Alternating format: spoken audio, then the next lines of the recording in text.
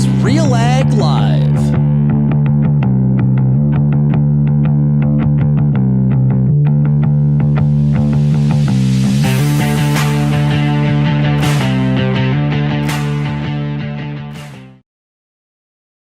And welcome to RealAg Live, everybody. I'm your host, Shaun Haney. Hey, thanks a lot for tuning in here on this Friday edition of the show. Of course, as promised, we are 5 days a week now at RealAg Live, and we're glad to bring you this show on a daily basis. This is quite unique, this show, because not only do we bring in great guests talking about all the different things that are going on in agriculture, but we also take your questions. And so the way you participate with your questions or comments is you write it into the comment box, whether you're watching on Twitter, Facebook, YouTube, or Twitch, and we get to as many of them as possible. We've had a great week on today's show, and it will be no different here today. Let's bring in today's guest. It is the OMAFRA soybean specialist. It is Horst Bohner. There he is. Hey, Horst, how's it going? Shaun, I'm well. Nice to see you. Hey, good to see you too, man. You had a good week? Excellent. Yep. Okay. I'll tell you what. Records are meant to be broken. And it's true in sports, it's true in life, and it is true in farming. Wow, I've been hearing some spectacular yields on the Ontario soybean crop. What's going on here?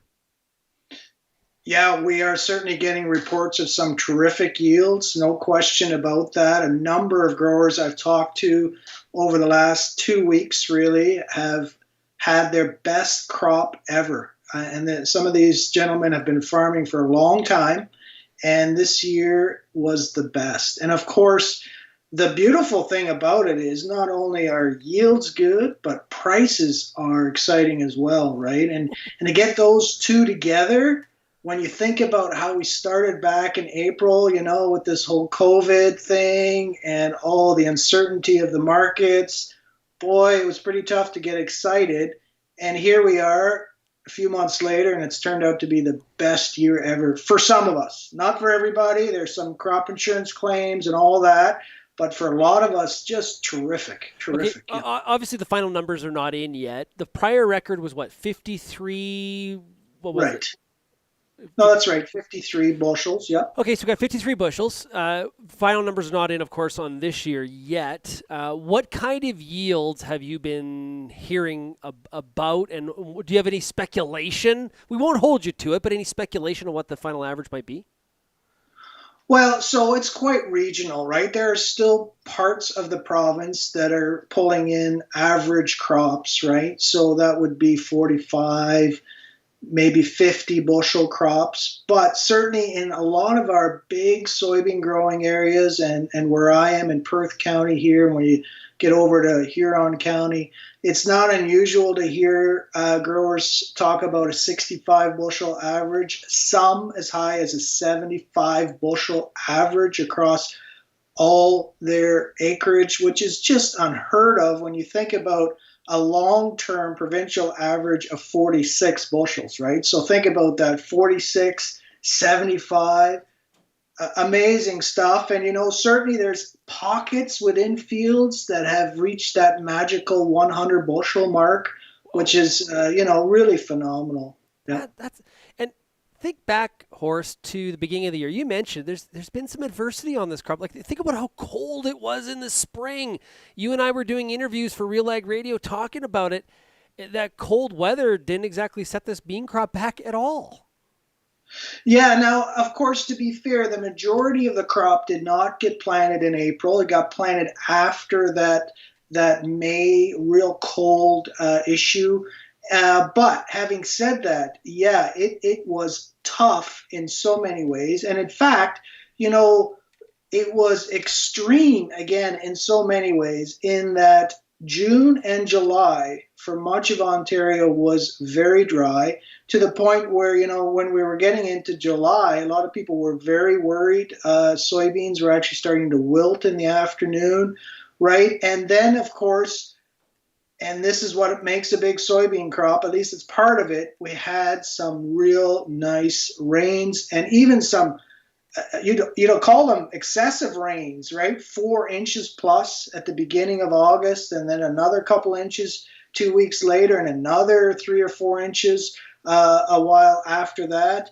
And, some of that initial 4 inches of rain actually disappeared. I was talking to a grower just a couple of days ago. He said he remembers when that happened, that 4 inches, the tiles didn't run at all. That water just got soaked up. But obviously the soybeans, right at that early pod set and then starting to fill seed stage, awesome. So I think, when I look back on it, I think what makes a huge soybean crop is stressful conditions early on with respect to moisture, so that you push those roots deep into the ground.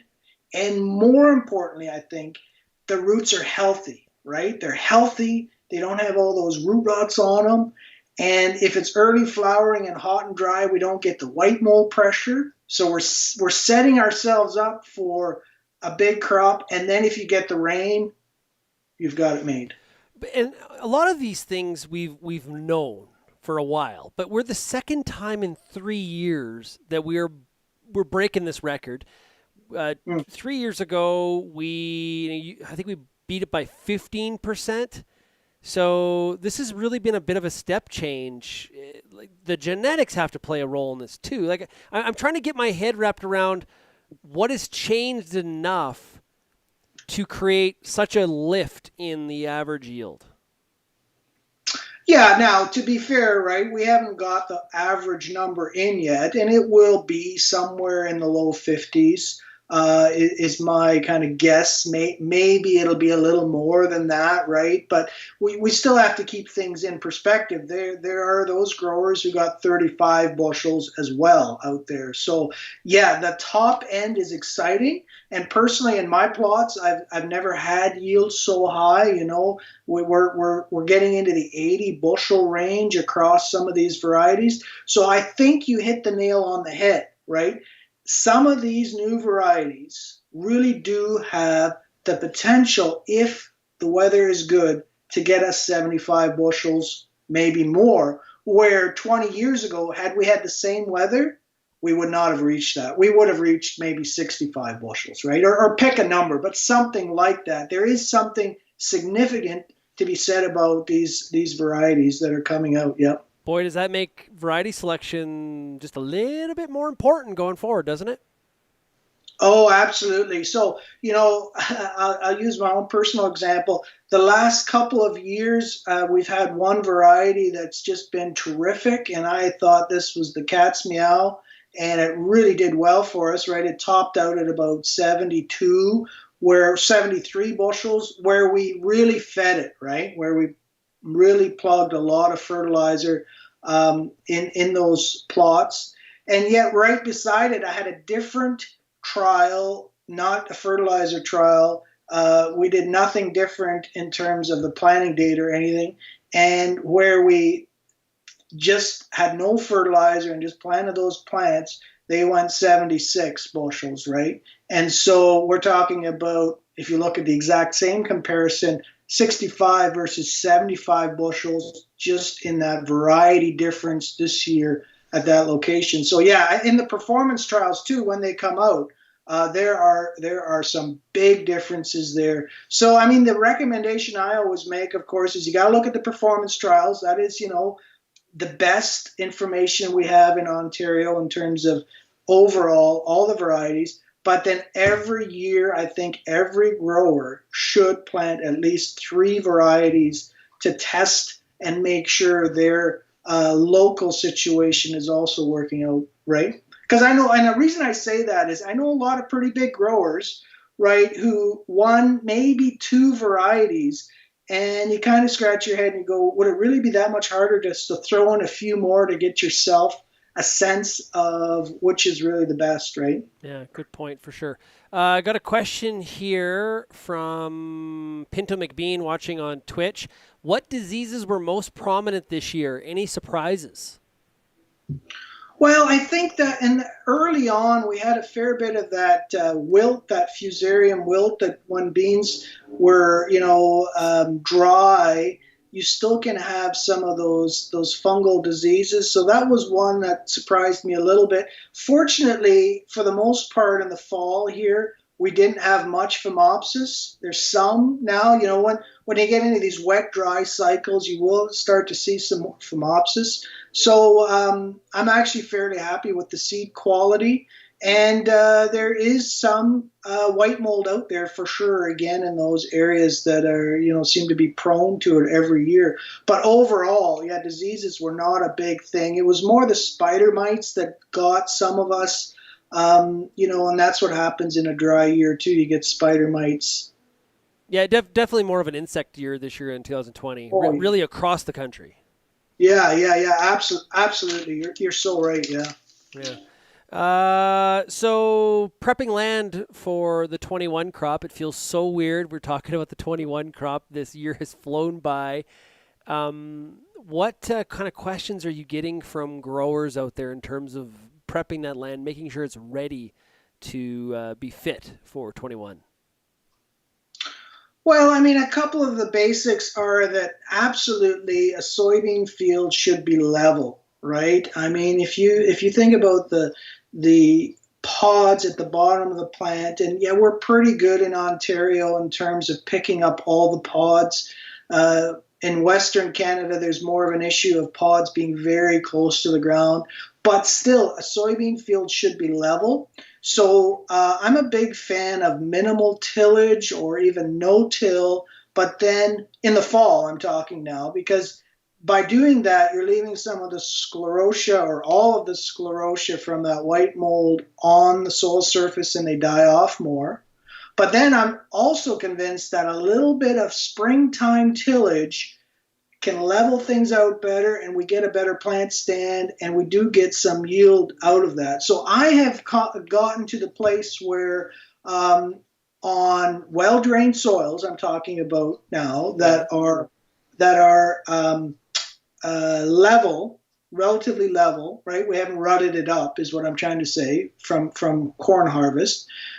Just leave them in the fall, and then in the spring do some vertical tillage with some form of coulter cart, Great Plains or an RTS kind of unit, and then plant into that. And I think that is a nice compromise. Now, of course, right again where I am, a lot of people have gone back to plowing, and it's hard to argue from a yield perspective that you're going to have anything better than black ground, right? I just don't like it because of the cost and the environmental issues on some of this rolling ground, right? So why are they going to plowing? Explain that to me. Well, I think it's basically this issue. Some guys have manure, right? So it's an easy way to get rid of manure. And other growers, that have these big farms, to be honest with you, it's easier to go to black dirt than to try and manage a no-till situation. It's almost easier. And what I mean by that is, you put the hired man on, everybody can plow, and there's just less risk in extreme years. Those soils, when they're worked in the fall and then seeded in the spring into black dirt, there's less inconsistency in terms of the yield, right? And so it's not that every year you're ahead 5 bushels, but you're not going to be behind 5 or 8 bushels once out of 7 or 8 years, which can happen in a no-till situation. Yeah, and you got and part of you, Shaun, is some of this massive equipment, right? Yeah. Some of this massive equipment, tillage is not the same as it was in 1980 when I was plowing as a young kid with a 4-furrow plow, and it takes you forever to do 100 acres. I mean, these guys, it's amazing what they get done in a day, right? So what about some of the growers though that have a little bit lighter land, and they are just so fearful of touching it? What do they do? Well, and I think that's what I meant at the beginning of our little tillage conversation here. I prefer, if you leave it alone, leave the corn stalks alone in the fall, don't chop them, don't do anything, just leave it, pretend you're going to no-till, and then in the spring, hit it a little bit with a piece of vertical tillage tool, like basically, one of these one-pass pieces of equipment. I think that's a nice kind of compromise. Yeah, so don't misunderstand. I'm not saying that plowing soybean ground is the way to go. It might be in some situations, but certainly as a province, we don't need to go back to plowing. All I took out of this, Horst, is you love plowing. That's Yeah. that's There you go. great stuff. Okay, so also we're thinking about fertility. Do you have any comments on that? Oh, yeah. Well, we hit on genetics being the big thing for soybeans. The other big thing that we've learned, and I have fertilizer trials out this year, right? And we put on a lot of fertilizer. We call this the 100 bushel club, right? So we're really putting on not only phosphorus and potassium, we're also starting to feed some nitrogen, right? Trying to really push soybeans.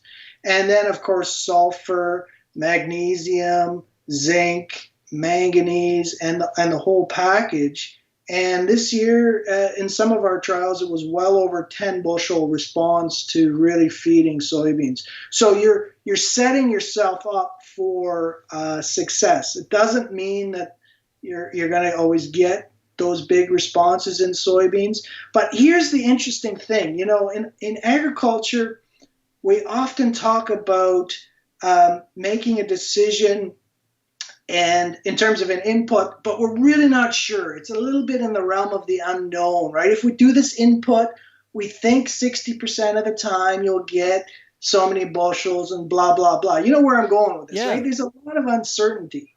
Well, the beauty of the soil test is that we know there's a predictive tool, a beautiful predictive tool to tell you whether you're going to get a response and roughly how much of a response. In other words, test the soil and then put on the appropriate amount of fertilizer. And if you have some extra money, put on a little more, to be honest with you, right?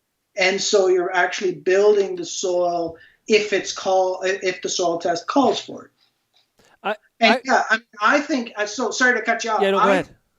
The way we're going to get to 70 bushel average is we're going to choose really good solid varieties and we're going to feed those varieties. And then point number 3 would be we're going to apply a fungicide to protect that investment because soybeans are so vulnerable to those mid-season diseases if they're set up in that year, right?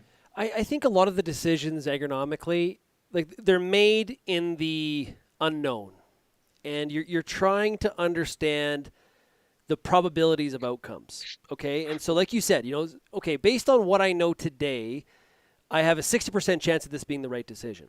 Now, you can increase that probability and really add some data to this decision making if, like a soil test is an example. So I have the soil test, I have the information. Well, now I maybe have increased that probability to 75% because there's a few more things I understand based on what the variables are in front of me. I think it just all comes down, you're never going to be right all the time, but it's about measuring and understanding the probabilities is really, really the key to a lot of these agronomic decisions. Oh, I think you hit the nail on the head there for sure. So, if we just get into some specifics then, if your soil test is slipping for soybeans, right, crop removal is 40 actual of P and 70 of K for a 50 bushel crop. So that's a fair bit of fertilizer, right? That needs to go on just as replacement, if you think about it that way. So obviously, if I'm trying to build my soil, I need to put on significantly more than that. So in a corn, soy, wheat rotation, is it okay to put all my fertilizer on after the wheat comes off or before the corn, right, in that 3-year rotation? We often have that struggle because it's kind of handy to put it on midsummer. You avoid some of those erosion issues. Can you do that for soybeans? And the answer is, I think you can. The problem with it is almost everybody I talk to doesn't put on nearly enough to actually feed all 3 crops. Yeah, they're feeding the corn and they feel, look at these numbers. Oh yes, soybeans will scavenge from that. Yes, they will. but you're not going to grow a 70 bushel crop in that, right? And so in that situation, so when we look at our long-term trials, right, where we've built the soil, for sure, soybean yields are better. There's just no way around it. Question here from Lara. You spoke about adding N into the FERT package. How much do soybeans rely on biological nitrogen fixation? What amount of fertilizer N will inhibit BNF? Yeah, so, this is a very interesting one in the sense that N fixation from the air through the nodules accounts for somewhere in the range of 60 to maybe as much as 80% of the required nitrogen. The rest is naturally available in the soil, right? And soybeans, they do need that mineralized nitrogen that's just available in all soils, basically, right? So at the end of the day, if you start to feed too much nitrogen, the bean becomes lazy, of course, and it will not fix N anymore. And so the old story was as soon as you start throw on some nitrogen fertilizer, all you're doing is replacing free fertilizer from the air with your chemical fertilizer. And there is some truth to that in the sense that if you put on too much, the bean gets lazy, right? In a normal kind of yield environment. So to answer the question directly, we have pretty good evidence that there's really no problem with putting down up to 50 pounds of actual nitrogen to soybeans, right? The trick is when we do that, we also don't seem to get a big response out of it on average. So that's why we're playing with later season application when the seed is being set and really needing a lot of nitrogen. So we're talking about later season nitrogen application. So here's the thing to think about.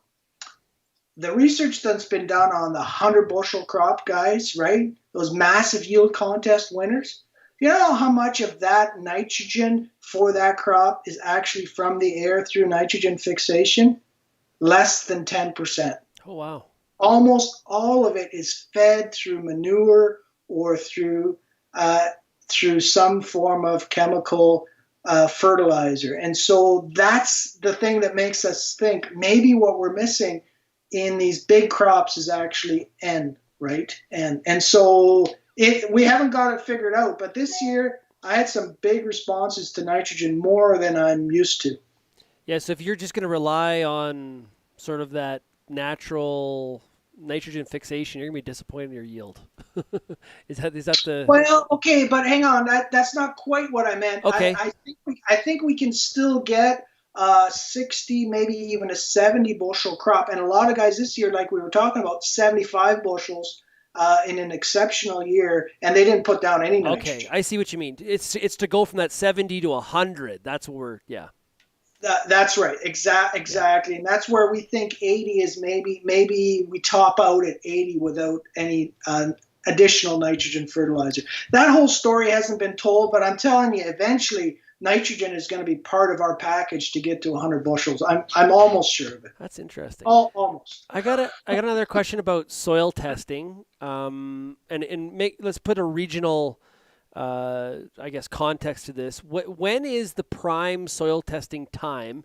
Is it too late for fall testing? When do you recommend that people do the test in Ontario, for example?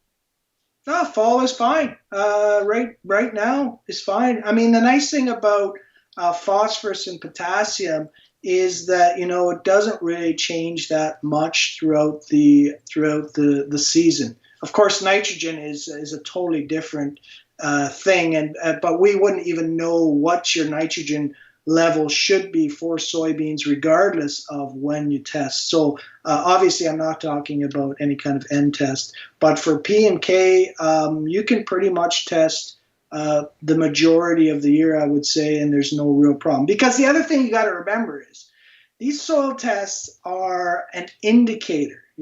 As much as we're talking them up in terms of the value, I almost look at them as a low, medium, high, excessively high kind of bracket range. We're not talking about, is 10 the right number, or is 12 the right number in terms of parts per million, or is 25? It's just not that exact. It doesn't work that way. Yeah, that question from Pinta McBean watching on Twitch. I know you wanted to also bring up here, Horst, talking about crop rotations with some growers. A lot of questions, and you mentioned this before we went on the air, which kind of caught it really. I guess all of a sudden, what people talking about maybe dropping corn out of the dropping corn out of the rotation. Talk about this. Well, okay, so in a lot of Ontario, we have a hard time. Well, I shouldn't say a lot. In some counties where there's a lot of heavy clay soil, we have a hard time growing a big corn crop, right? So in parts of Lambton County and the Niagara region, it's pretty normal for growers to plant a soybean rather, and wheat rotation, right? Soybeans, wheat, soybeans, wheat, soybeans, wheat, and so on. And so, of course, from a big picture standpoint, we would say that isn't the right thing to do from a soil health perspective. The more crops in there, and our gold standard is kind of that corn, soybean, winter wheat with red clover in there. That's kind of the gold standard, and everything else is not as good. Here's the interesting part. When you actually look at the trials, that's absolutely true for corn, and it's mostly true for wheat, but it's not true for soybeans. A wheat-soybean rotation, the soybeans seem to do just as well as a corn, soybean, wheat rotation, at least in the short term. And I mean, 10 years kind of thing. We don't really know whether in 20 years you will have degraded some of the organic matter enough to make a difference. So all that to say, if someone asks me, and we get the question quite regularly, is it okay to kick corn out of my rotation? And I would say that in the short term, you can absolutely do that if you don't have a lot of soybean cyst, because that's what kills you if you have a lot of beans in the rotation, or a lot of white mold. If you don't have those two kind of fundamental things holding you back, soybeans can do very well. I know growers that are in a soybean wheat rotation that have well over 60 bushel averages of soybeans. What about the soil health with having beans that often? Yeah. Isn't that a little bit of the concern? Yeah. Yeah. Okay. And that's why I tried to suggest that the corn, soybean, wheat with red clover is the gold standard for sure. Yeah, there's no question.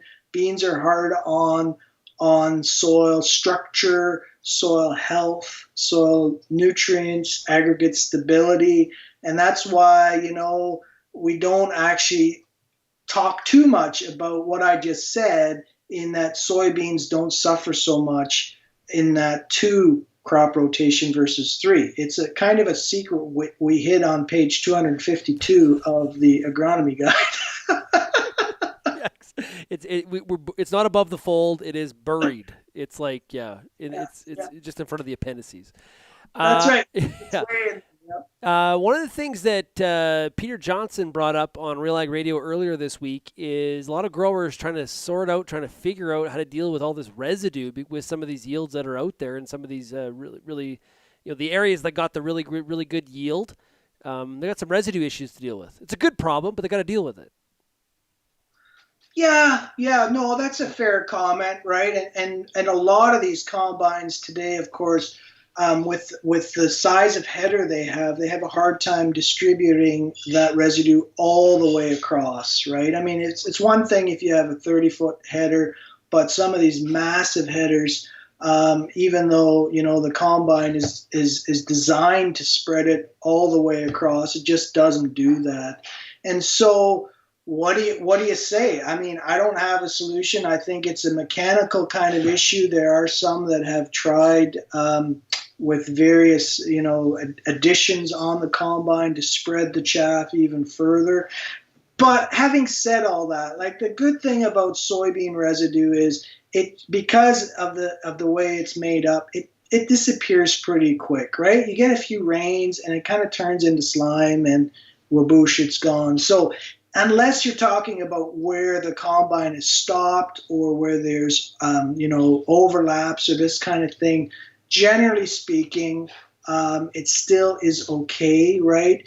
Otherwise, I mean, what do? You got to get some form of tillage in there again, some sort of vertical tillage, and you whip over there pretty quick. But we don't really want to see that, and we don't have time for that after soybeans come off anyway, right? I mean, the wheat should go in just that same day if you can.